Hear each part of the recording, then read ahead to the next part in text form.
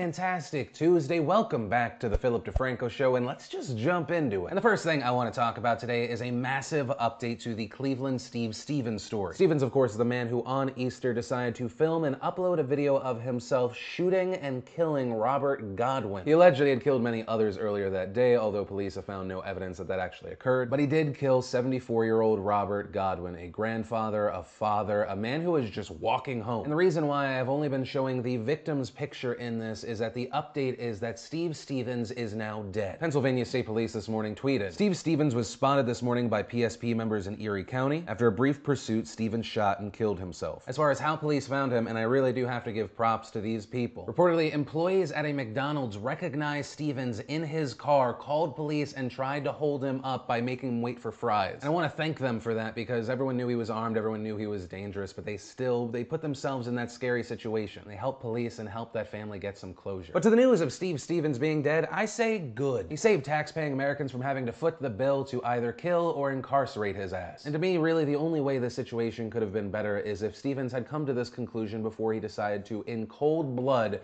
kill Robert Godwin. For some people, that's going to be too insensitive, but there is not a part of my heart that cares about Stevens. And that's why I no longer show his picture. There is no more pursuit. There is no need for anyone to remember Steve Stevens or his face anymore. The fact that he filmed and uploaded the video shows how much of a narcissist he was. And that's why, Stevens, you do not matter. The only person that matters in this situation is Robert Godwin. A man whose life you took, a man you stripped away from his family, a man who reminds us that the world is unforgiving and we have to love who we have while we have them. That the only way to truly have a better tomorrow is to unite against the horrible people out there in the world like Stevens and their actions. And that's really everything I have to say about that. But from there, I want to share some stuff I love today, and today in Awesome brought to you by Squarespace.com/Phil. Squarespace, of course, the fantastic all-in-one platform to create a beautiful website of your own. It's intuitive, it's easy to use, there's nothing to install, patch, upgrade, ever. And so if you want to start your free trial like many from the nation already have, go to Squarespace.com/Phil, and if you really like it, use coupon code Phil for 10% off your first purchase. And the first bit of awesome is Google Earth. Now this, you're like, that's not new. Well, Google today unveiled a brand new Google Earth. So what do we get? Well, one, on desktop, you no longer need an app. You can just view it right in Chrome. Two, they've integrated the knowledge graph. That gives you chunks of information on the places that you're searching up. There's also interactive guided tours. But by far, the biggest update is the, oh my God, it's so amazing, but also creepy 3D view. It is so much more immersive, and the detail is horrifying. I entered my address and I could clearly see my patio furniture. And I don't mean like, oh, I have to squint to see this, like in detail. I definitely recommend you check it out. And then I gotta give a shout out to my two BAMFs of the day. This is coming from the Boston Marathon. The first is Catherine Switzer. She is the first woman to officially have ever run the Boston Marathon 50 years ago, and then at the age of 70 did it again, and oh my God, I feel so useless. I love this story because if you look at the old pictures, one, it shows you that if you wanna do something, even if there are people that are gonna try and stop you, you can do it. And also, it's never too late to do something big. And the other BAMF from the Boston Marathon is a guy by the name of Earl Granville. Earl is a 9-year veteran under the Pennsylvania Army National Guard. He lost his leg in 2008 in Afghanistan due to a roadside bomb. But that situation be damned, because Earl yesterday, with a prosthetic leg and an American flag in hand, ran the Boston Marathon. And not just that, he crossed the finish line carrying someone on his shoulder. Can't stop, won't stop. I just love it. Then, and not nearly as badass awesome, and fantastic news for anyone that loves Snapchat lenses, but you're like, you know, I think it's great that it can recognize my face, but I wish it could recognize my nipples and or the stuff that's in my pants, because Pornhub has launched a brand new app called Trick Pics that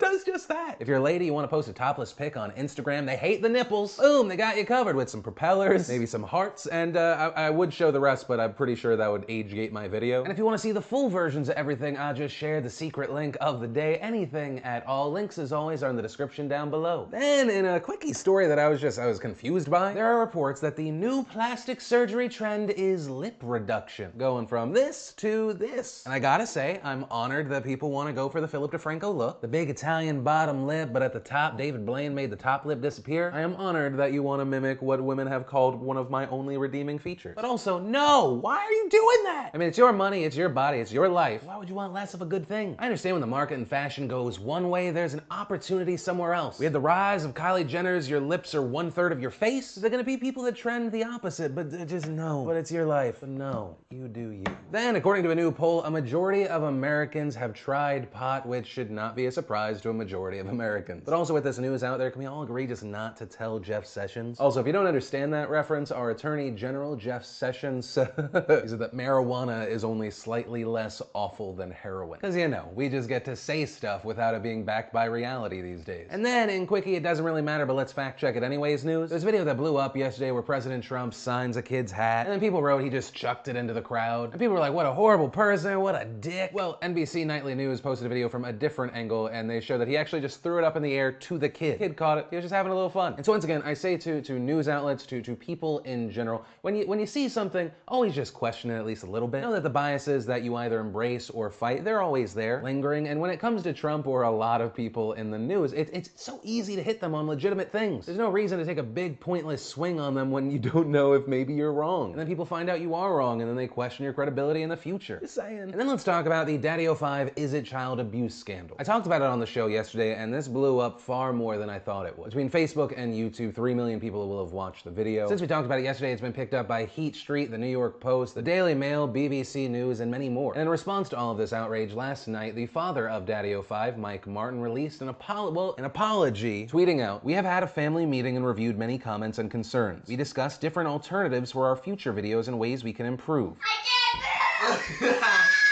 We deeply apologize for your feelings of concern." Yeah, obviously did it. Yeah.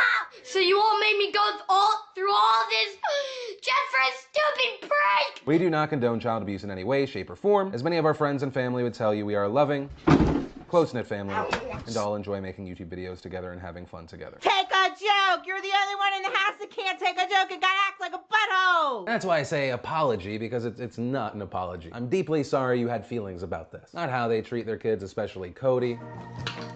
Side note, for those wondering why that clip doesn't look familiar from yesterday's video, the further we look into the channel, the more instances like this we find. Kinda makes you wonder if stuff like that is why it looks like the kid has bruises on his arms. And once again, I say this now, and I said this yesterday, knowing that this would not hurt them as far as their core audience. If you look at their numbers, while there are many people that are infuriated by what they are doing, they have actually not gone down in subscribers. They have continued churning out. And after seeing their Block the Haters video, I was pretty sure that's how their core audience was gonna respond. Also, the tablet destruction prank, which of course included this clip. I gotta vlog my life. That video has been removed from YouTube for violating community guidelines. Now, as far as what they've decided to do with uploading videos to their channel, because when it comes to a scandal like this, some people continue posting, some just disappear. They have seemingly opted for the route of continue posting as usual, which has also now resulted in more people getting angry. And that's because their new video is about going to Disney and they are not taking Cody. Today, we're getting ready to leave for Disneyland.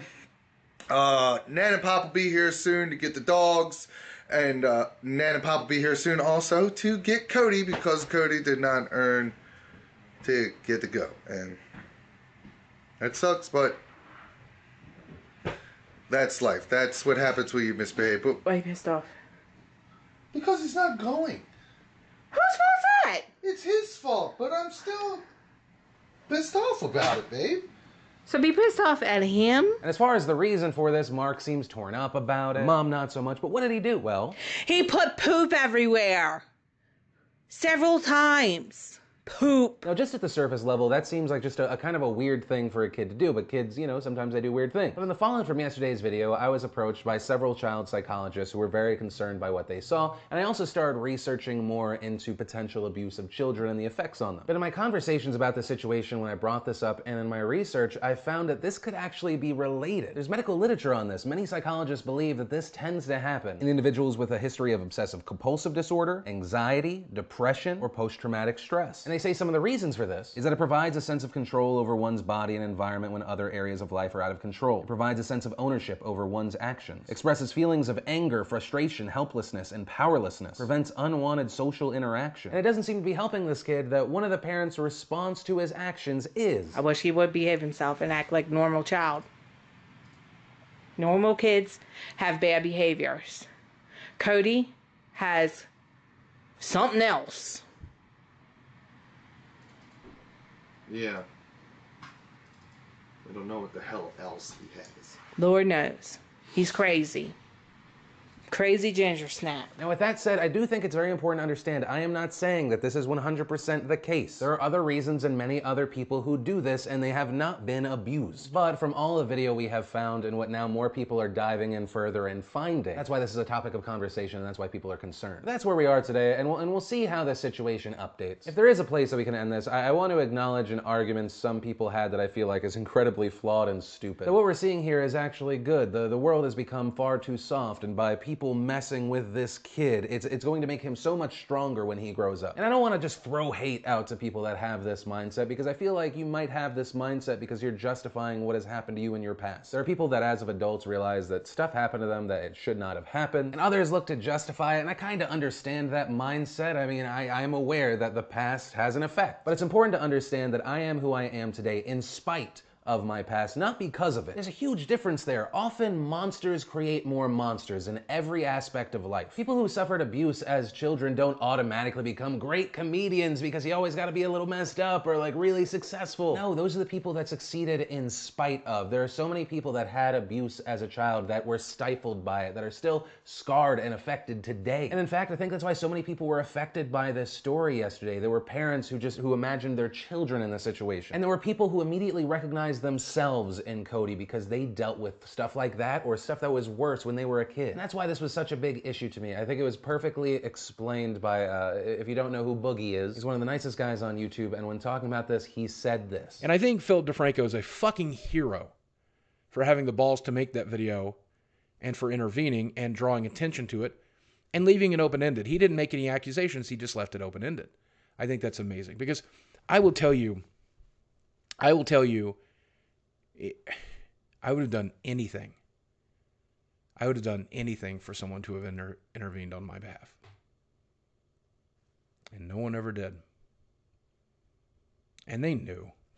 The people I grew up with, they knew. They've told me. Some of the people I've spoken with over the years have told me that they knew. And I feel like that's important. If we get to a good place in our lives, it is important for us to look back and hold the door and help those who might not have had help without us, that don't deserve to be helpless like we were. And I hope that thought can resonate with you. Also, side note, I feel like I should mention that I didn't play that clip because he said I was a hero. I'm not a hero. I'm just a mindful asshole with a very large audience that doesn't like seeing stupid, horrible bullshit. And if I didn't talk about stories like this, knowing that I could, I would feel horrible about myself. And that's actually where I'm gonna end today's show. And remember, if you like this video, you like what I do on this channel, hit that like button. If you're new here, hit that subscribe button. Also, if you missed and want to catch up on yesterday's Philip DeFranco show, it really blew up. You can click to watch right there. Also, if you want to see the latest behind the scenes vlog, you can click or tap right there to watch that. But that said, of course, as always, my name's Philip DeFranco. You've just been filled in. I love yo faces, and I'll see you tomorrow.